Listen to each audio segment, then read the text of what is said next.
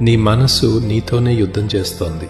నేను పాపిని, దేవుడు నన్ను ఎప్పటికీ క్షమించడు, నేను చర్చికి వెళ్ళడానికి కూడా అర్హుడిని కాను అని అపవాది నీ చెవిలో ఊదుతున్నాడు.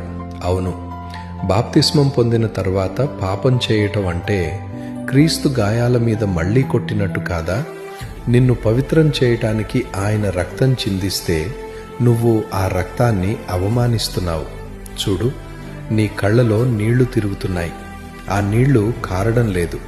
నీ ఆత్మ రోదిస్తోంది, యేసయ్యా, నాకు బతకాలని లేదు, ఈ పాపపు బానిసత్వం నుండి నన్ను ఎవరు విడిపిస్తారు అని నీ గుండె లోతులలోంచి అరుపు వినిపిస్తోంది. కానీ ఒక్కటి విను, నువ్వు ఎంతటి పాపం చేసినా ఆయన నిన్ను వదిలేయలేదు.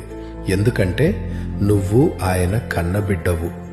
ఒక తండ్రి తన బిడ్డడు బురదలో పడితే చీత్కరించుకోడు, ఆ బురద కడిగి గుండెలకు హత్తుకుంటాడు. నీ కన్నీటి చుక్కకు ఉన్న విలువ ఈ లోకానికి తెలియదు, కానీ నీ తండ్రికి తెలుసు. నువ్వు ఎన్నిసార్లు పడిపోయావు అన్నది ఆయన లెక్క పెట్టడం లేదు. ఎన్నిసార్లు నాన్న అని పిలిచి లేస్తున్నావు అన్నదే ఆయన చూస్తున్నాడు.